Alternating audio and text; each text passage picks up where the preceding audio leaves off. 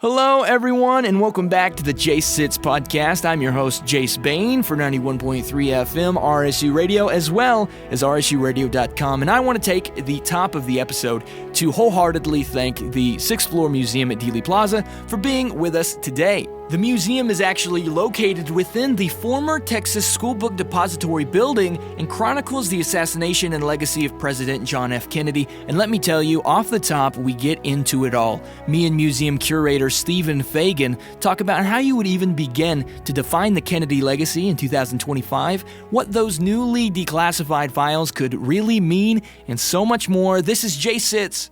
Let me entertain you. The best seat in the house is wherever you hear Jace Sits.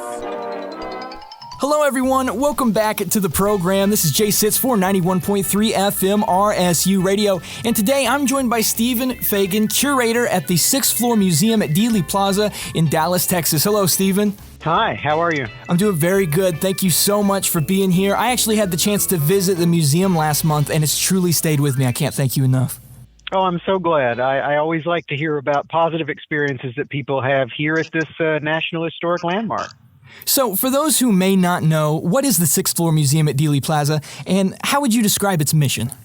We are an independent nonprofit museum located inside the former Texas School Book Depository building at the site of the Kennedy assassination back in 1963. The museum really explores the life, death, and legacy of President John F. Kennedy, as well as the broader history and culture of the 1960s. And we talk a little bit about how the Kennedy legacy still relates to our lives today. And the events of November 22nd, 1963 changed American history forever. Could you walk us through that day for those unfamiliar, especially as it's interpreted through the museum? Of course, yeah. President Kennedy was on a two-day political tour of Texas. He had been to San Antonio, Houston, and Fort Worth. Dallas was the next stop on the itinerary on Friday, November 22nd, 1963. The president landed at the local airport, Love Field, and began a 10-mile motorcade through Dallas. And it was literally at the very end of the official parade route, the last minute of the parade, that shots were fired at his motorcade in the Dealey Plaza area, Dealey Plaza being this 3-acre vehicular park at the edge of downtown Dallas. And those shots mortally wounded President Kennedy and also injured the governor of Texas, John Connally. He was rushed to the nearby hospital, Parkland, where he died at 1 p.m., and his death had a traumatic impact on the nation and the world in a manner not really seen again in this country until September 11th, 2001. And his death is also shrouded in mystery and debate right up to the present day, with the majority of Americans believing there's more to the story than the lone gunman, Lee Harvey Oswald, that was arrested shortly after the assassination. There is widespread belief that there was a conspiracy of some sort, whether it was more than one gunman in the plaza or different organizations or entities that may have been working behind the scenes. Usual suspects that get mentioned are like the CIA, the FBI, the Mafia, Cuba, Russia. All of these usual suspects come up in the thousands of books and hundreds of documentaries that have been done about the assassination over the last 60 years. So we here at the museum try to help our visitors kind of navigate that labyrinth of interpretive history. Going back to that, what would you say is the most emotional artifact in the museum? Because there's quite a few, in my opinion. Yeah, we have tens of thousands of artifacts, and unfortunately, only a very small number can be displayed at one time in the museum's footprint.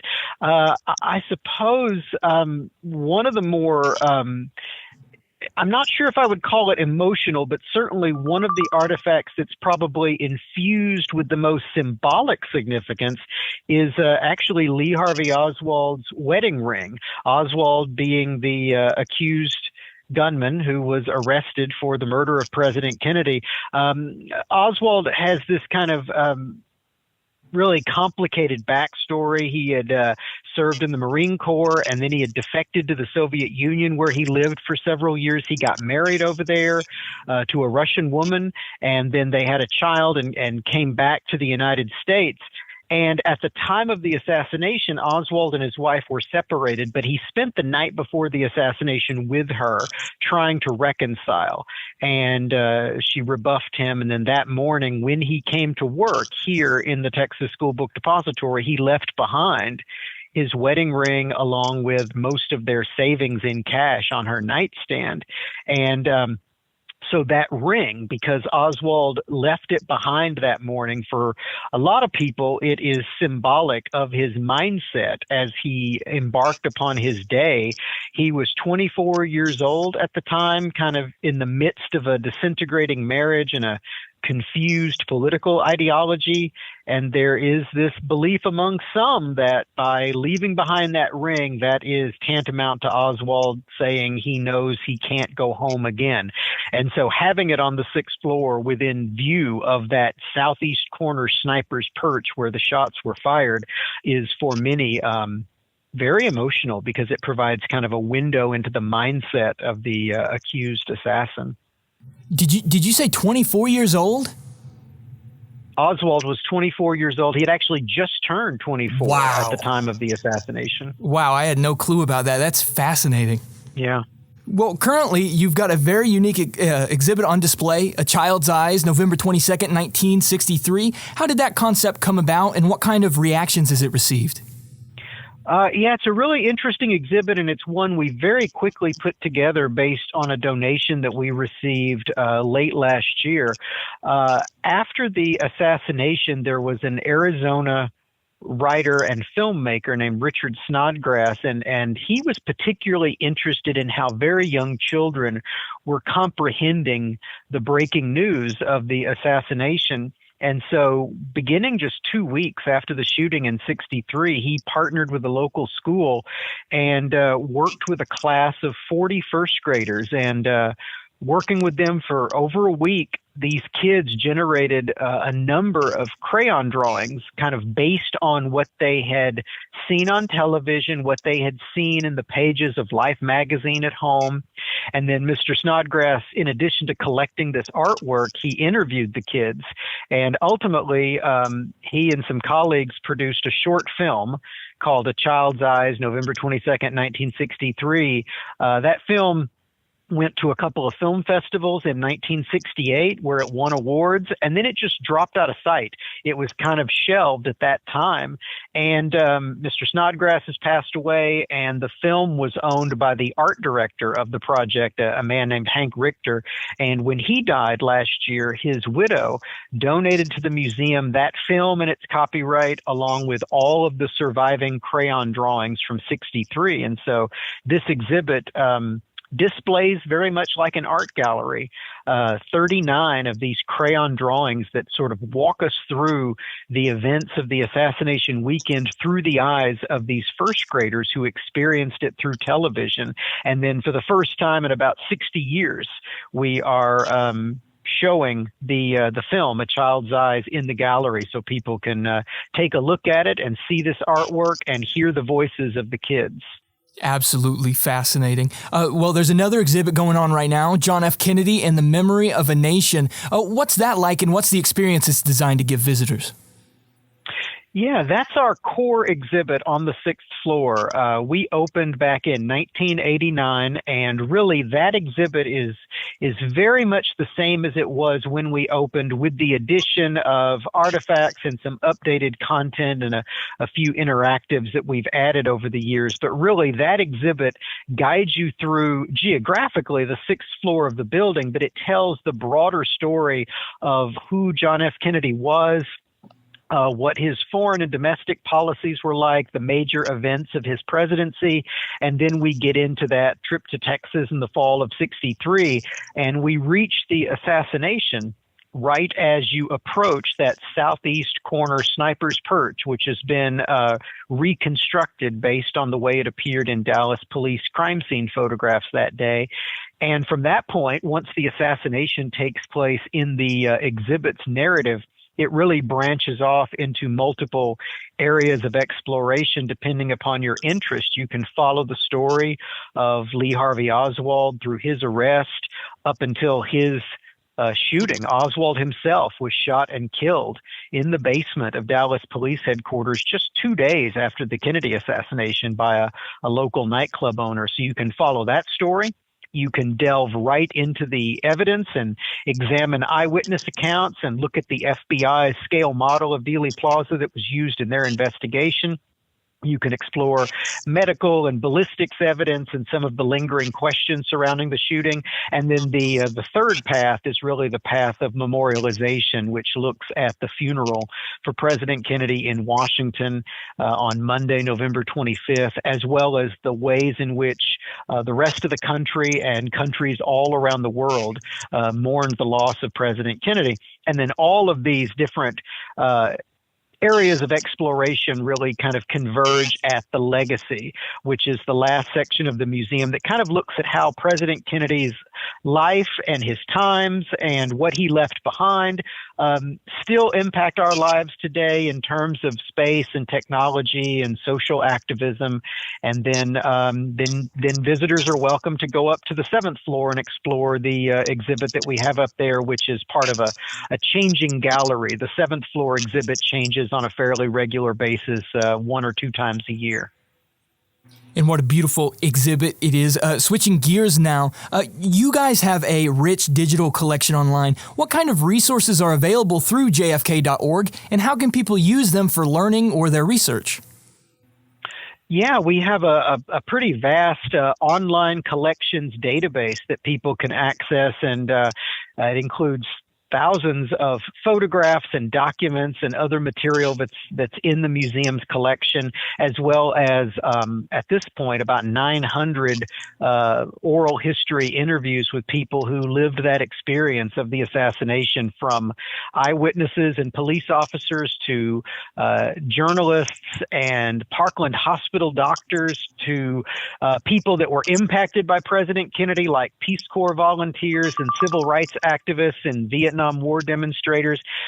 It's all part of this rich archive that we've been gathering for many, many years. We have about 2,600 oral histories, and we continue to grow that collection every year. And so about 900 of those recordings are now accessible online. And in addition to that online database on our website, jfk.org, we also have a really active YouTube channel where I have the great privilege of interviewing people who participated in the assassination story in some way. Maybe they were motorcade spectators, or they saw the president at Dallas Love Field that day, or maybe they were involved in the investigation to some degree. So I have the privilege of interviewing those folks, and we also take a close look at different artifacts and images in our collection, and we have lectures and panel discussions, all of which kind of relate to the museum's overall mission of exploring that time period and the 1960s more broadly. Once again, that was jfk.org, and all of those links are available below. Now, when I visited the museum, I left thinking about Jackie. I mean, Jackie Kennedy became such a huge symbol of grace and strength in tragedy. How does the museum approach telling her story, and why do you think her legacy continues to resonate so well today? That's a good question. Yeah, certainly Mrs. Kennedy is a figure that people follow throughout their museum experience, in part because she's so ubiquitous in the photographs, not just from the assassination weekend, but throughout the Kennedy presidency. She was this remarkable force in the White House, one of the most prominent first ladies we've ever had, a fashion icon. She restored and redecorated the White House and did the first televised tour of the White House. And when the president and Mrs. Kennedy came to Texas in the fall of '63, this was shortly after the Kennedys had lost their infant son, Patrick. It was Mrs. Kennedy's first public trip since that family tragedy. And so the world was very much aware of this. They had all grieved collectively as a nation and the entire world. And so they were watching Mrs. Kennedy as she toured Texas with her husband. And when the assassination took place, you see this transformation, Mrs. Kennedy, who, was so radiant in her beautiful pink dress with her pillbox hat, suddenly the hat is gone and she's stained with her husband's blood, and she keeps that dress on throughout that day and that evening. Many, many films and photographs showing her blood-stained clothing that she did not change.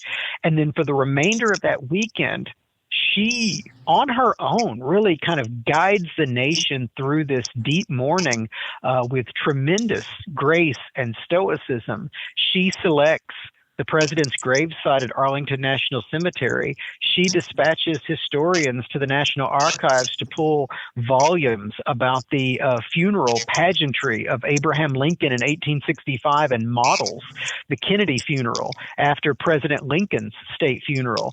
And really, she stands as this shining example to the world of how this country is going to get through this moment of deep grief. And so certainly that is her legacy beyond the fashion trends and the way she influenced the way women wore their hair in the early 1960s. She became this remarkable force who helped shape the Kennedy legacy and her husband's legacy in the decades ahead. I read this about Jackie, and I wanted to ask you if you think it's true that almost the days following the assassination, she was consoling people about her own husband. She couldn't grieve herself. She had to console other people upset about John F. Kennedy's assassination. It's very true. Certainly she had this burden of history, recognizing the role of the First Lady in a moment of crisis and tragedy like this. But it goes even further, because in addition to being the First Lady of the United States, in addition to being the wife of the president, she was also a mother. And young John F. Kennedy Jr., his third birthday was the day of his dad's funeral, November 25th. And so Mrs. Kennedy had to navigate that as well. And after the president's funeral, there was a small birthday gathering at the White House for young John F. Kennedy Jr. as he turned 3 years old. So it really is remarkable, the poise and grace that she maintained throughout that difficult period. Well, zooming out now, I ask a similar question. Why do you think JFK continues to resonate with upcoming generations? Well, President Kennedy had a remarkable way of reaching people, regardless of political affiliation and regardless of age. In a lot of ways, he kind of represented what was great, what was good about this country here at home, but also on the world stage. He spoke with optimism, and really that is at the heart of the legacy that he left behind, this sense of unfulfilled hope and promise. The Kennedy years offered so much to us, but in the end, it was tragically cut short, and we're left wondering what might have been and how the trajectory of not just the 1960s, but 20th century American history might have been different had he lived. And so his legacy in terms of civil rights, social activism, space and technology, as well as arts and culture, it remains with us today. And he is still considered one of history's most significant, enduring American figures. And I think in a lot of ways it will remain that way, even once we reach a point where memory fades into history and we lose all of those voices who lived through the 60s and recognized Kennedy as a person rather than the myth that he has grown into in the decades since his death. We're in such a fascinating time in history where new JFK-related files are still being released currently. I was wondering, are they ever contacted by the FBI? Do you guys hear anything about these files? Do you guys get information? How does that work? Well, we're an independent nonprofit, and we don't have any connection to the federal government. We're not part of the federal government like a presidential library. So I personally don't have any real insight into the recently declassified documents. This is part of an ongoing effort that has been taking place for many years. And actually, the origin of this story really starts in the 1990s with the release of Oliver Stone's film JFK in 1991. After that film's release, there was a public outcry to declassify these assassination records. And so that process really began in the 1990s and is still with us today as we see some of these last batches of records be declassified. But no, I don't have any personal insight into those files. With so much misinformation circulating online today, how does the museum ensure a credible and respectful interpretation of the JFK assassination? Well, most notably, the museum actually doesn't take a position on the assassination in terms of Lee Harvey Oswald acting alone or the possibility of a conspiracy. We do go through the major government investigations, the Warren Commission investigation in 1964. Their conclusion was that Lee Harvey Oswald, acting alone, killed President Kennedy, and he was they found no evidence of a conspiracy. A second government investigation, the House Select Committee on Assassinations in the 1970s, they did conclude, based on some very controversial evidence, that there was a fourth shot fired by a second gunman, and therefore, by definition, a conspiracy. And then, of course, as I mentioned earlier, thousands of books, hundreds of documentaries in this ongoing debate. But we try to help our visitors navigate this interpretive minefield and offer them the opportunity to look out those windows onto the landscape of Dealey Plaza and really decide for themselves what they believe. And our programming really reflects this. We have had, for example, assassination researcher debates here, where I had the privilege of sitting in the middle and moderating a conversation between two gentlemen who participated in those two kind of conflicting government investigations that had these conflicting conclusions about the assassination. And we have had conspiracy researchers speak here at the museum. Of course, we've had historians reflect on the assassination and the Kennedy legacy. So we really try to not take a position on this subject matter and explore not just the Kennedy legacy, but the ongoing legacy and relevancy of the assassination and its impact on the nation and the world and on popular culture. Well, Stephen, once again, thank you so much for being here today. What are some upcoming exhibits, programs, or events that listeners should keep their eye on? Well, this exhibit, A Child's Eyes, or Colorful Memories, that features the film A Child's Eyes, it actually just opened at the museum, so it will be running through early January of 2026.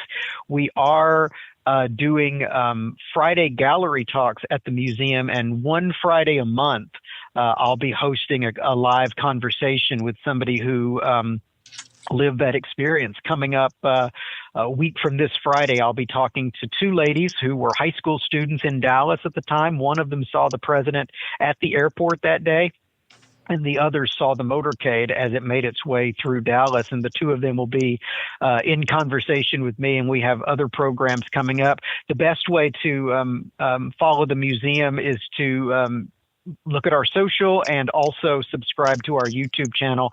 All the programs that we do at the museum are recorded, and they are eventually posted to our YouTube channel, where people from all around the world can watch and listen. Well, I can't thank you enough. One more time, how can people support the museum, either through donations, memberships, or other means? How can we help y'all out? Well, yeah, that would be excellent. We certainly are appreciative of any donations that people would like to make. JFK.org is the site to go to, and from there you can navigate to a donate page. We do have a museum membership program if folks are interested in that, but you can find all of that information at JFK.org. And all those links are down below. Thank you again, Stephen. My pleasure. Thank you.